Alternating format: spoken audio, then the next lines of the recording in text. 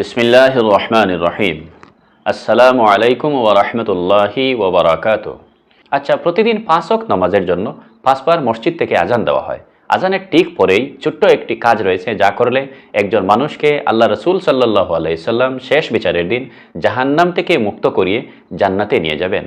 এই ছোট্ট কাজটি আমরা আজকের ভিডিওতে জানিয়ে দেব ইনশাআল্লাহ। কিন্তু আমরা কয়জনই বা আজানের এই 5টি সময়কে সঠিকভাবে কাজে লাগাতে পারি? যদি পারতাম, তাহলে আমরা অতি সহজে জান্নাতি হয়ে যেতে পারতাম। প্রতিদিন অন্তত 5 বার আজান আমরা সকলেই শুনে থাকি, কিন্তু আমরা কতজনের সেই সৌভাগ্য হয় যে আমরা আজানের জবাব দিতে পারি? এখানে একটি কথা জানিয়ে রাখি, আজানের জবাব 2 ধরনের দিতে হয়, একটি কর্মের দ্বারা এবং অন্যটি মৌখিকভাবে। আর আমরা যারা ইমানদার বলে দাবি করি, তাদের মধ্যে একাংশ তো রয়েছে যারা 2 ধরনের মধ্যে কোনোভাবেই আজানের জবাব দেয় না, আর আরেক অংশ রয়েছে যারা কোনো রকম হয়তো কর্মের দ্বারা জবাব দিয়ে দেই, অর্থাৎ আজান শোনার পরে নামাজ পড়ে নেই, সেটা জামাতে হোক বা একাকী। কিন্তু এর মধ্যে একটি বড় অংশ মানুষ আমরা রয়েছে যারা আজানের জবাবটা মৌখিকভাবে দিতে পারি না। আজানের জবাব আমরা দিতে পারি না, তা বিশেষ অসুবিধায় খুব কম, বেশিরভাগ মানুষ অবহেলার কারণে দিতে পারি না আজানের জবাব। আর আমরা নিজে যদি এই আজানকে অবহেলার ছলে রেখে দেই, তাহলে বলুন তো এই পৃথিবীতে কে আর আছে এমন যে আমাদের আজানকে সম্মান জানাবে? তো আজানের সময় রাসূল করিম সাল্লাল্লাহু আলাইহি সাল্লাম আজানের জবাব দেওয়ার নির্দেশ দিয়েছেন। আজানের পর নবী করিম সাল্লাল্লাহু আলাইহি সাল্লামের জন্য দুরূদ পাঠ এবং ওসিলা প্রার্থনা করার নির্দেশ দিয়েছেন এবং প্রতিশ্রুতি দিয়েছেন, যারা নবীজি সাল্লাল্লাহু আলাইহি সাল্লামের জন্য ওসিলা প্রার্থনা করবে, কিয়ামতের দিন তারা নবীজির শাফাআত বা সুপারিশ তাদের ভাগ্যে জুটবে।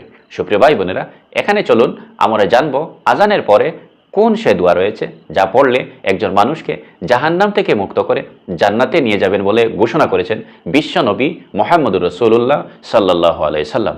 আসুন রাসূলের হাদিস থেকে আমরা জেনে নেই সেই দোয়াটি। হাদিসের বিভিন্ন কিতাবে এ বিষয়ে অনেক হাদিস রয়েছে। আমরা এখন উল্লেখ করব বিখ্যাত গ্রন্থ মুসলিম শরীফের একটি হাদিস, যেখানে হযরত আব্দুল্লাহ ইবনে আমর ইবনুল আস রাদিয়াল্লাহু তাআলা আনহু থেকে বর্ণিত হয়েছে একটি হাদিস। নবী করিম সাল্লাল্লাহু আলাইহি সাল্লাম ইরশাদ করেছেন, যার বাংলা তর্জমা মোটামুটি এরকম হয়, যখন তোমরা মুয়াজ্জিনকে আজান দিতে শুনবে, তখন সে যা বলে তা তোমরা বলো। এরপর আমার উপর সালাত পাঠ করো, আমার উপর দুরুদ পাঠ করো। যে ব্যক্তি আমার উপর একবার দুরুদ পাঠ করবে, সালাত করবে, আল্লাহ তাআলা তাকে 10 বার রহম করবেন। এরপর আমার জন্য ওসিলা চাও, ওসিলা জান্নাতের সর্বোচ্চ স্থান। আল্লাহর একজন মাত্র বান্দাই এই মর্যাদা লাভ করবে এবং আমি আশা করি আমি হব সেই বান্দা। যে ব্যক্তি আমার জন্য ওসিলা প্রার্থনা করবে, সে আমার সুপারিশের হকদার হবে। হযরত জাবির রাদিয়াল্লাহু তাআলা আনহু থেকে বর্ণিত আরেকটি হাদিসে নবী করিম সাল্লাল্লাহু আলাইহি সাল্লাম বলেছেন, যে ব্যক্তি আজান শুনে দোয়া পড়বে, কিয়ামতের দিন সে আমার সুপারিশ পাওয়ার হকদার হবে। দোয়াটি নবী করিম সাল্লাল্লাহু আলাইহি সাল্লাম শিখিয়ে দিয়েছেন। দোয়াটি হচ্ছে, আল্লাহুম্মা রাব্বা হাযিহিদ দাওয়াতিত তাম্মাহ ওয়াস সালাতিল কাইমা আতি মুহাম্মাদানিল ওয়াসিলাতা ওয়াল ফাযিলা ওয়াবআসহু মাকামান মাহমুদানিল্লাযী ওয়া'আদতা। এই দোয়াটি কম বেশি আমাদের সকলেরই জানা আছে। যদি কারো জানা না থাকে, দোয়াটি শিখতে চান, তাহলে আমাদের চ্যানেলে আপনি যান। আমাদের চ্যানেলে এই দোয়াটি শেখার জন্য আলাদা ভিডিও রয়েছে। এই ভিডিওটি দেখে আপনি একদম অনায়াসে দোয়াটি শিখতে পারবেন ইনশাআল্লাহ। এই দোয়াটির অর্থ হচ্ছে, হে আল্লাহ, এই পরিপূর্ণ আহ্বান এবং আসন্ন নামাজের তুমিই মালিক। মুহাম্মদ সাল্লাল্লাহু আলাইহি ওয়াসাল্লামকে ওসিলা এবং বিশেষ মর্যাদার অধিকারী করুন এবং তাকে সেই প্রশংসিত স্থানে আপনি অধিষ্ঠিত করুন যার ওয়াদা আপনি নিজে করেছেন।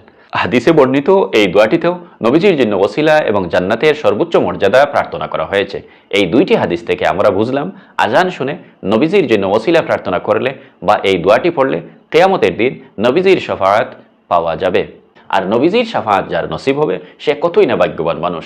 আসুন আমরা সবাই এখন থেকে মনে মনে সিদ্ধান্ত নেই, আজ থেকে প্রত্যেক আজান শোনার পরে তার জবাব আমরা দেব, কাজের মাধ্যমে এবং কথার মাধ্যমেও আমরা আজানের জবাব দেব।